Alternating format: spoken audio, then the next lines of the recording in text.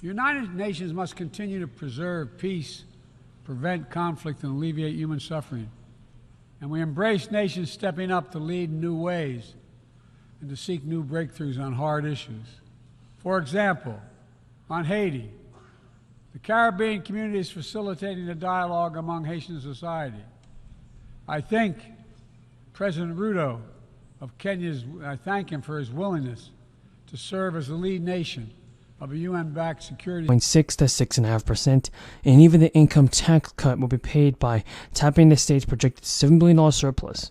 Republicans also devoted the $622 million to keep property taxes in check.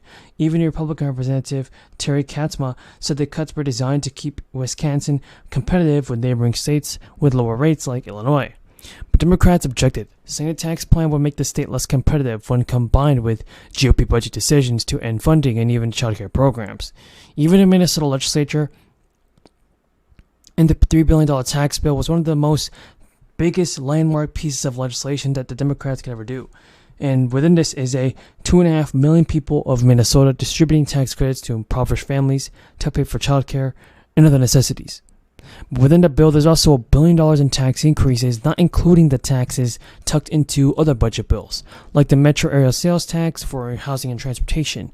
And when the governor signed this bill into law, he commanded there's going to be a lot of people to get stimulus checks.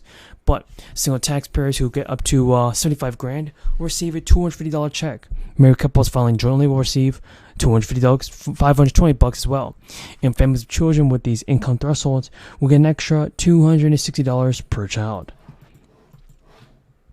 One thing is for certain, folks, Joe Biden can send out more stimulus checks in 2023, but he needs to be sure to send it out quick, or else things will get worse for the American people. Folks, SNAP payments are being delayed in select states across the country. Millions of low-income Americans are expected to be cut from the program very soon. With inflation affecting many people, states in New Jersey are passing bills that will prevent people from losing their benefits. Even for SNAP, the nation's most important anti-hunger program provides essential food purchasing assistance for the low income. And according to the Center on Budget and Policy Priorities, SNAP has helped an average of 41 million Americans, but now some states are just failing to pay recipients on time, and while others may even think there's more risk of losing the benefit. Because according to state public records, Georgia failed to pay thousands of SNAP recipients in May, and approximately 63% of the applications were delayed in May. On a Facebook page of the Department of Human Services, which oversees the program, a SNAP recipient even said they applied to renew benefits, but haven't received any food benefits since March. Applications for SNAP are supposed to be processed within 30 days.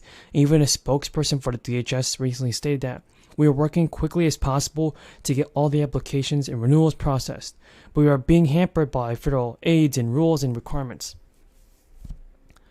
which will prevent us from streamlining this process. SNAP recipients nationwide are at risk of losing their benefits by 2025 under the bill. President Biden signed a bill into law to suspend the debt limit, but he also changed the work requirements for older adults. And the new agreement will expand work requirements for older adults from 50 to 54. And currently, SNAP dictates that adults 18 to 49 can only receive food stamps for 3 months out of every 3 years, that they work at least 20 hours per week as well. Experts have said this puts 750,000 older adults and ages 50 to 54 at risk of losing their food assistance. And these are exemptions to the new rule. Experts have said that the state governments in charge of administering SNAP can waive the work requirements for areas with high levels of unemployment. SNAP departments in Pennsylvania and New Jersey are already planning to have new waivers depending on what the USDA will allow. Our Chief Counsel Paramel Garg and his team, Attorney General Matt Platkin and the attorneys on his team for this important victory in court. Debt limit deadline. Democrats' message: political brinksmanship could drive up costs for ordinary households. A recent analysis by the center-left think tank Third Way estimated that an actual default could result in the loss of 3 million jobs, a $20,000 drop in the average retirement savings, and a $130,000 increase in the cost of a mortgage. And Republicans argue this is all fear-mongering. House Budget Committee Chairman Jody Arrington tweeted, "Democrats and Republicans must seize this opportunity to rein in unsustainable spending and reorient the nation's fiscal trajectory before it is too late." Now, top Senate Republican Mitch McConnell was confident yesterday that the country would not face a financial crisis. In the end, I think the important thing to remember is that America must never default on its debt. It never has and never will. But we'll end up in some kind of negotiation with the administration over what. So both Democratic and Republican lawmakers, everybody, are negotiating on Americans receiving universal basic income payments. This is some good news. It has been announced up to $18,000 may be claimed by several people that are experiencing financial difficulties. So if you qualify for this extra stimulus check, be sure to watch this entire video because you definitely don't want to miss out on it. So the past 3 round stimulus checks have been given to people, and more and more Americans